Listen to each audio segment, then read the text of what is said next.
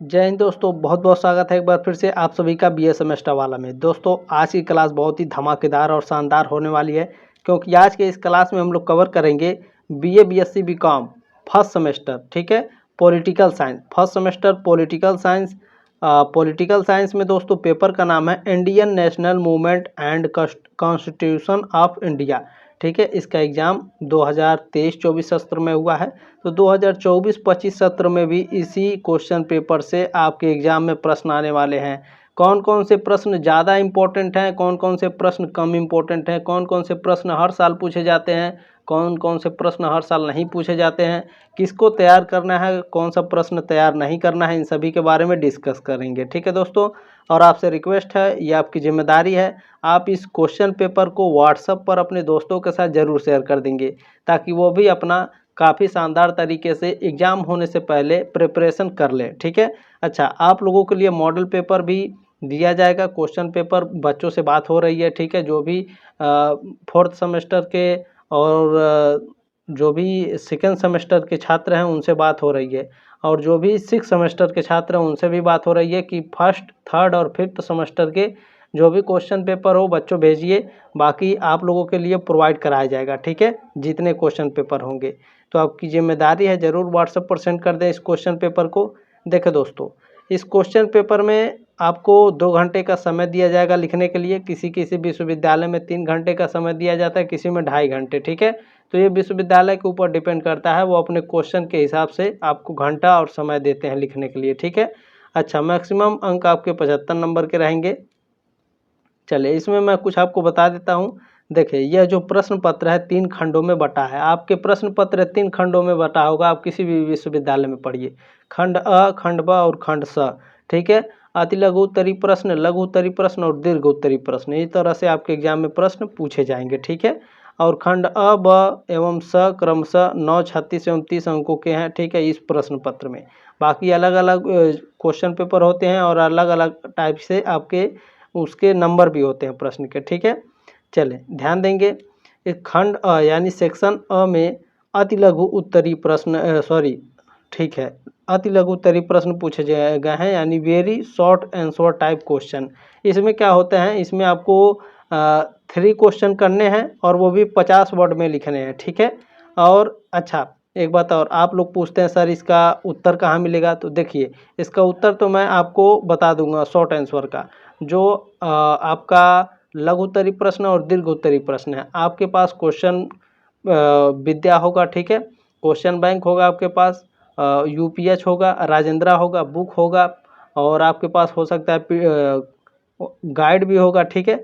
तो आप लोग प्रश्न को ढूंढ सकते हैं, नहीं मिलेगा तो गूगल करके ढूंढ सकते हैं, लेकिन प्रश्न मिल जाते हैं, ठीक है। अगर नहीं मिलेगा तो मैं हूँ, ठीक है। आप लोग कमेंट बॉक्स में कमेंट करिएगा सर इस प्रश्न का उत्तर नहीं मिल रहा है, तो मैं आप लोगों को एक अलग से वीडियो प्रोवाइड कर दूंगा, ठीक है, प्लेलिस्ट में दे दूंगा, आप लोग देख लीजिएगा, ठीक है, एग्जाम से पहले। लेकिन कमेंट जरूर कर दीजिएगा। देखिए, इस खंड में केवल एक प्रश्न है, जिनमें 5 उप प्रश्न है। इस खंड में से किन्हीं 3 उप प्रश्नों के उत्तर दीजिए। प्रत्येक उप प्रश्न 3 अंकों का है। प्रत्येक उप प्रश्न के उत्तर की शब्द सीमा 50 शब्दों की है, ठीक है। चलें, 3-3 नंबर मिलेगा 3 प्रश्न लिखने के लिए आपको। 9 नंबर का ये आपका है अति लघु उत्तरी प्रश्न, ठीक है। चलें, देखिए इसमें पहला प्रश्न पूछा गया है, राजधर्म से आप क्या समझते हैं, बताइए राजधर्म से आप क्या समझते हैं। What do you understand by राजधर्म, ठीक है। तो ये मोस्ट इम्पोर्टेंट क्वेश्चन है, हर साल आता है, आप इसे तैयार कर लीजिएगा, ठीक है। मत्स्य न्याय क्या है, ये भी इम्पोर्टेंट क्वेश्चन है, इसे भी तैयार करना है, ठीक है, छोटे छोटे शब्दों में लिखना है। अभी मैं इसका उत्तर बता दूंगा। पीडीएफ कहाँ मिलेगा, तो टेलीग्राम ग्रुप का लिंक दिया गया डिस्क्रिप्शन बॉक्स में, ज्वाइन कर लीजिएगा। वीडियो के ठीक नीचे आपको पीडीएफ मिल जाएगा, वहाँ से डाउनलोड कर लीजिएगा, ठीक है, पेपर रख लीजिएगा आप लोग। चलिए आगे मैं और कुछ भी बताने वाला हूँ। देखिए, सी में पूछा गया है, धर्म को परिभाषित कीजिए, ठीक है, डिफाइन धर्मा, ठीक है, धर्म को परिभाषित करना है। चलिए 50-50 शब्दों में उत्तर देना आपको। इसमें डी वाला पूछा गया है, मूल कर्तव्य से आप क्या समझते हैं, ठीक है, जो हमारे मौलिक कर्तव्य हैं उससे आप क्या समझते हैं, इसके बारे में बताना है आपको। इन सभी प्रश्नों के अभी मैं आपको उत्तर बता दूंगा। अच्छा, केंद्र राज्य संबंध से आप क्या समझते हैं, इसको भी आपको लिखना है, ठीक है। चलें, अब यहाँ से सेक्शन बी आ जाएगा, यानी खंड ब, खंड ब शॉर्ट आंसर टाइप क्वेश्चन यानी लघु उत्तरीय प्रश्न। अच्छा, लघु उत्तरीय प्रश्न में क्या है, इस खंड में केवल एक प्रश्न है जिसमें 7 उप प्रश्न है। इस खंड में से किन्हीं 4 उप प्रश्नों के उत्तर दीजिए। प्रत्येक उप प्रश्न 9 अंकों का है। प्रत्येक उप प्रश्न के उत्तर की शब्द सीमा 225 शब्दों की है। ठीक है, 225 शब्दों में हमें लिखना है। ठीक है, जितने क्वेश्चन आप लिखेंगे, इसमें कितना बोला गया है लिखने के लिए, आपको 4 प्रश्न लिखना है आपको। ठीक है, 9 चौक 36, 36 नंबर मिलेगा आपको लिखने के लिए। ठीक है, देखिए जब भी एग्जाम हॉल में बैठिएगा आप लोग तो क्वेश्चन पेपर जरूर पढ़ लेंगे। अगर नहीं पढ़ेंगे तो ये बहुत बड़ी गलती होगी आपसे। ठीक है, तो क्वेश्चन पेपर जरूर पढ़ें। अच्छा, इसमें देखें साथियों, जो आपका लघु उत्तरीय प्रश्न है, ठीक है, short and short type question में नीति शास्त्र की व्याख्या कीजिए। नीति शास्त्र तथा राजधर्म में क्या संबंध है? ठीक है, तो ये इम्पोर्टेंट प्रश्न है, इसे तैयार करना अनिवार्य है। ठीक है, चलें अगला प्रश्न है आपका, डिस्कस द, ठीक है, discuss the birth and growth of Indian national movement. भारतीय राष्ट्रीय आंदोलन के जन्म और विकास की विवेचना कीजिए। इम्पोर्टेंट प्रश्न है, वेरी वेरी इंपॉर्टेंट प्रश्न है, पूछा जाता है, तैयार कर लीजिएगा। चले, इसमें दिया गया है सी वाले में, पॉइंट आउट द मेजर, ठीक है, major political trends in the Indian national movement. भारतीय राष्ट्रीय आंदोलन के प्रमुख राजनीतिक प्रवृत्तियों को चिन्हित कीजिए। ये हर साल नहीं पूछा जाता है, इसे आप छोड़ सकते हैं, लेकिन मैं कहूँगा 2-3 बार तैयार कर लीजिएगा, पढ़ लीजिएगा। ठीक है, 2024 में पूछा गया है, तो हो सकता है 2024-25 सत्र के एग्जाम में भी पूछा जा सके। ठीक है, अच्छा अगला है, explain the philosophy of Indian constitution. भारतीय संविधान के दर्शन की व्याख्या कीजिए। ये भी इम्पोर्टेंट प्रश्न है, पूछा जाता है, इसे तैयार करना है। ठीक है, चलिए 225 शब्दों में लिखना है।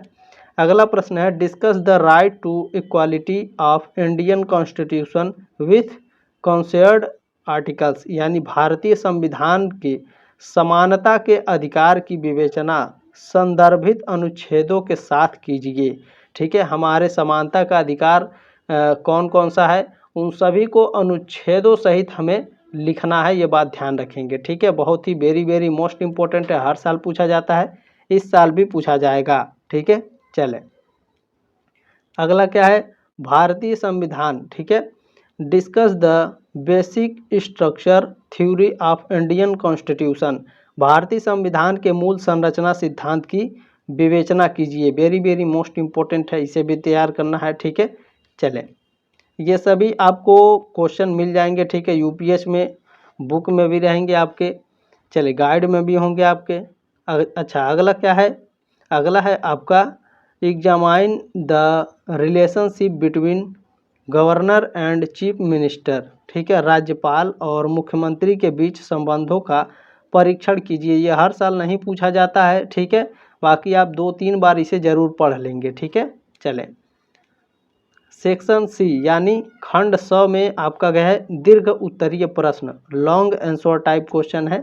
इसमें किस तरह से प्रश्न पूछे जाते हैं, कितने शब्दों में लिखना होता है। देखिए मैं फिर से बोल रहा हूँ, अलग अलग विश्वविद्यालयों में अलग अलग प्रश्न जो होते हैं, प्रश्न लिखने के तरीका अलग अलग होता है। ठीक है, किसी में 800 शब्दों में लिखवाते हैं, किसी में 1000 शब्दों में लिखवाते हैं, कहीं कहीं 500 शब्दों में लिखने के लिए बोलता है, यहाँ पर 475 शब्दों में लिखने के लिए बोला गया है। ठीक है, तो बाकी आपका प्रश्न सेम रहता है, बस लिखने का तरीका चेंज हो जाता है। ठीक है, चलें इस खंड में केवल एक प्रश्न है, इसमें 4 उप प्रश्न है।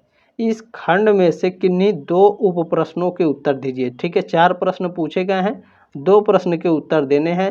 प्रत्येक प्रश्नों की जो अंक मिलेंगे आपको 15 नंबर मिलेगा एक प्रश्न लिखने के लिए, यानी 2 प्रश्न आप लिखेंगे तो आपको 30 नंबर मिलेगा। ठीक है, ये बात ध्यान रखेंगे, ज़्यादा नहीं, 475 शब्दों में आपको उत्तर देना है।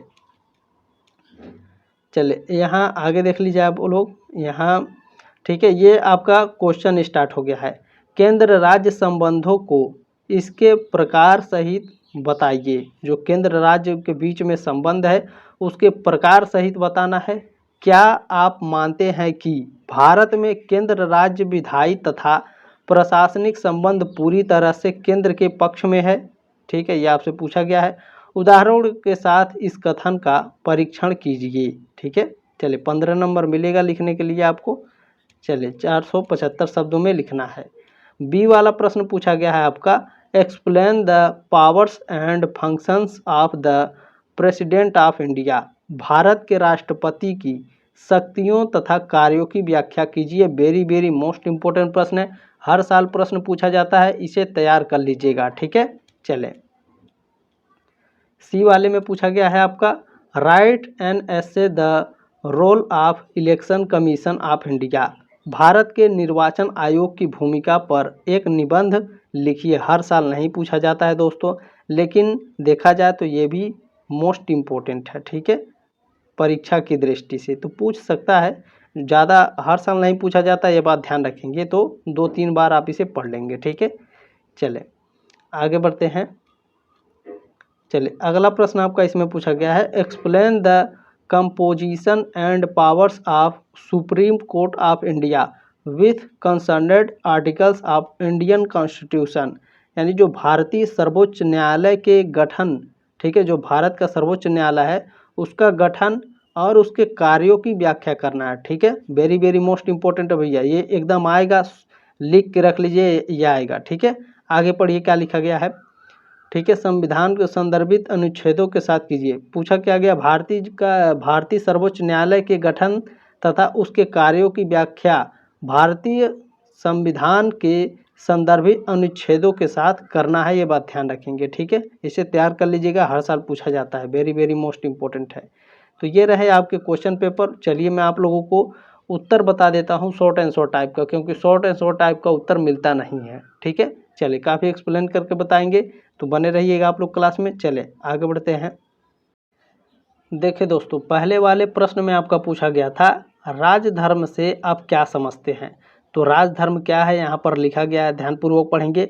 राजधर्म एक संस्कृत शब्द है जिसमें राजा का अर्थ है शासक, ठीक है, और धर्म का अर्थ है कर्तव्य या नीति। इस प्रकार राजधर्म का अर्थ है शासक के कर्तव्य या शासकीय नीति। उम्मीद है आपको समझ में आ गया होगा। यह उन सिद्धांतों, मूल्यों और नैतिकताओं को दर्शाता है जिन्हें एक शासक को अपने राज्य और प्रजा के कल्याण के लिए पालन करना चाहिए।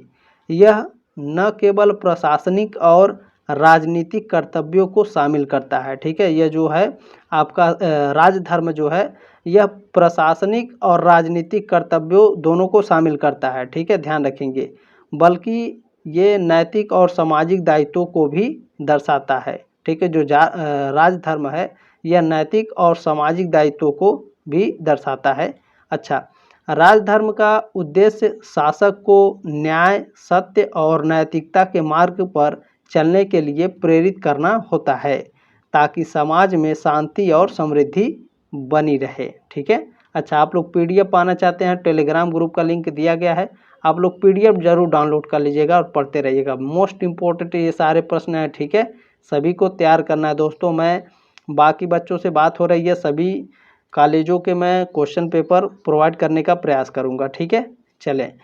और बी वाले में पूछा गया था मत्स्य न्याय क्या है, बहुत ही इम्पोर्टेंट है। देखें, मत्स्य न्याय एक संस्कृत मुहावरा है जो मछली का न्याय के रूप में अनुवादित होता है।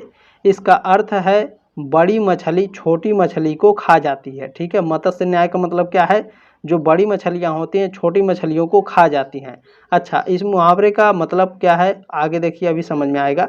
मुहावरा, यह मुहावरा अराजकता और कानून व्यवस्था की अनुपस्थिति की स्थिति का वर्णन करता है जहां ताकतवर लोग कमजोरों का शोषण करते हैं। सामाजिक और राजनीतिक संदर्भ में इसका उपयोग उस स्थिति को दर्शाने के लिए किया जाता है जिसमें शक्तिशाली लोग बिना किसी नियंत्रण या न्याय के कमजोर लोगों पर अत्याचार करते हैं। ठीक है, उम्मीद है आपको समझ में आ गया होगा मत्स्य न्याय क्या है।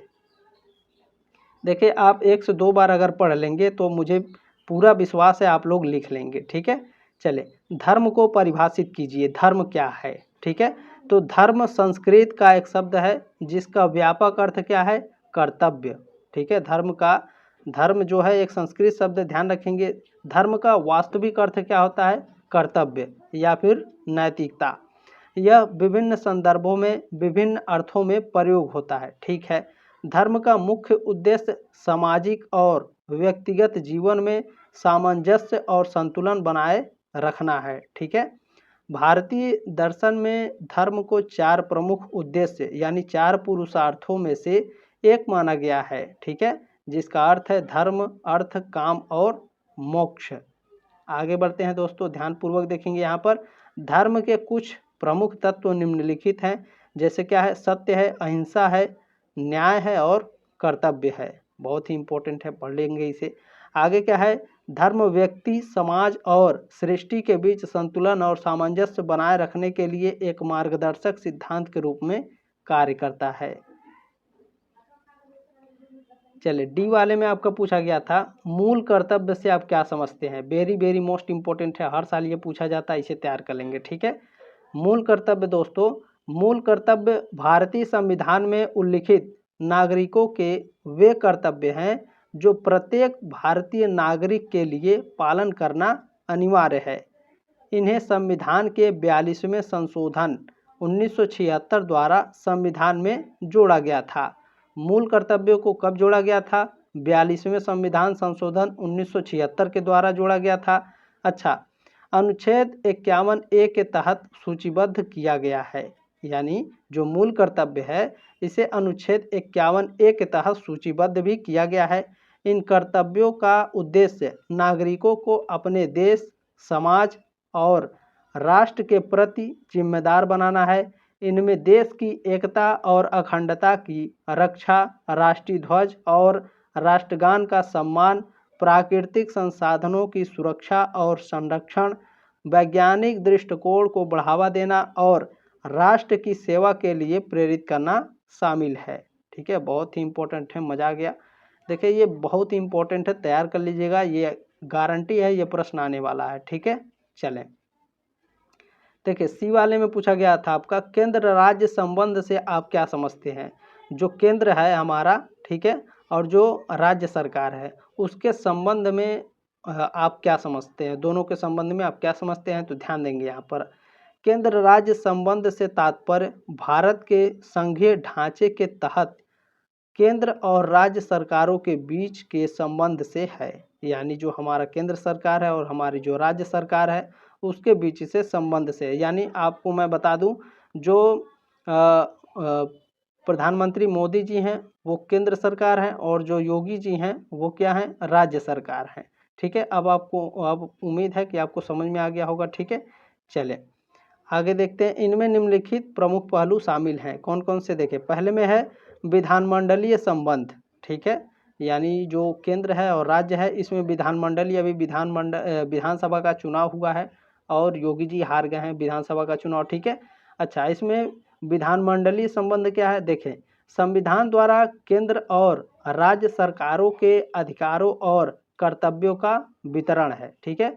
संविधान की अनुसूची 7 में 3 सूचियां हैं, संघ सूची, राज्य सूची और समवर्ती सूची, जिनमें विभिन्न विषयों का वितरण किया गया है। आगे देखिए, दूसरे में क्या है? केंद्र राज्य के संबंध में वित्तीय संबंध क्या होते हैं? देखिए, केंद्र और राज्य सरकारों के बीच वित्तीय संसाधनों का वितरण है, ठीक है। इनमें कर संग्रहण यानी जो टैक्स लगाया जाता है, ठीक है। अच्छा, टैक्स के अधिकार और वित्त आयोग की सिफारिशें शामिल होती हैं। तीसरे में है आपका जो केंद्र है और राज्य सरकार है उसमें प्रशासनिक संबंध कैसा होता है? प्रशासनिक शक्तियों और जिम्मेदारियों का विभाजन, ठीक है। यह विभिन्न सरकारी सेवाओं और विकास योजनाओं के संचालन से संबंधित हैं। अगला क्या है आपका चौथा? देखें, पूरा नहीं लिखना है, केवल 50 शब्दों में लिखना है, तो आप केवल 1 और 2 जो मैंने पढ़ाया उसे लिख दीजिएगा, आपको फुल मार्क्स मिलेंगे, ये बात ध्यान रखेंगे, ठीक है।